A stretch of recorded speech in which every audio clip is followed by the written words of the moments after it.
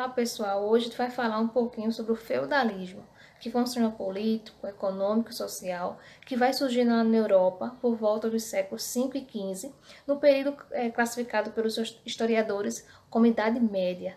Então, para a gente começar a entender como surgiu, a gente precisa conhecer os 4 principais fatores que influenciaram esse movimento. A relação escravista, a crise do Império Romano vão influenciar, a invasão dos povos bárbaros. Então, vai influenciar também a relação da invasão dos povos árabes, que prejudica a relação do comércio, os ataques dos povos vinques, que são invasores que geram pânicos ali. Então, tudo isso influenciou que as pessoas saíssem da cidade e fossem para o campo, criando assim uma relação social com os grandes proprietários de terra, onde ofereciam proteção e parte de sua terra. E as pessoas poderiam ali produzir e viver com sua família. Mas calma aí, nem tudo são flores, né?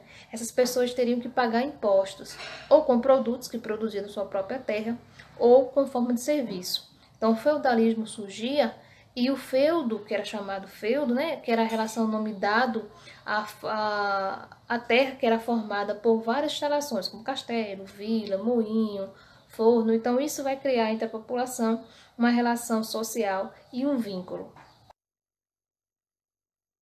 A economia era baseada nas práticas agrícolas, onde muitas vezes a população produzia era para o consumo próprio. E a gente vai ter os servos, né, que tinham que trabalhar de graça, pagar impostos. E aí, nessa divisão desses impostos, vai ter 3 principais. A corveia, que é o trabalho gratuito de servos nas terras dos senhores.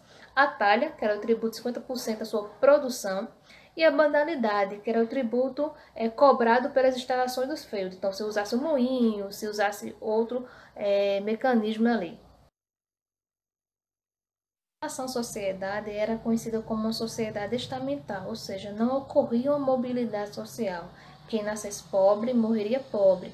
Quem nascesse nobreza, morreria nobreza. Então, não tinha uma troca de classe. E a gente vai ter 3 principais classes sociais. O clero, que é para a oração, nobreza, que fazia parte da proteção e donos do feudo, e os servos, que era para gerar os bens de riqueza, serviços, produtos, e até mesmo alguns escravos que faziam parte da sociedade.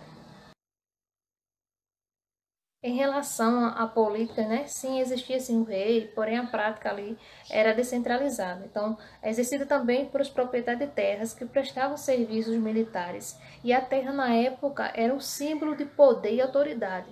Assim nascia a relação entre sucerano e vassalo. Mas é claro, né, só quem fazia parte do sucerano e vassalo eram pessoas da nobreza. Assim, né, sucerano doava a terra para o vassalo e em troca o vassalo prestava serviços militares. Mas aí a gente não pode esquecer da igreja, né, que controlava muita parte, a relação cultural, a relação de patrimônio que existia na época. Depois do fim das invasões, né, o feudalismo, por fim, ele começa a se estabilizar e ganha força, gerando crescimento econômico, crescimento na relação marítima. E aí a gente vai ver motivado por algumas outras práticas, né, como o renascimento, o mercantilismo. Tudo isso, né, vai passar bons anos aí estabelecido. Alguns anos depois, acaba entrando em a crise. A relação climática, a peste negra, a escassez dos metais preciosos, tudo isso vai influenciar, principalmente a relação também da Guerra dos 100 Anos, vai começar a quebrar essas ideias que o feudalismo defendia na época.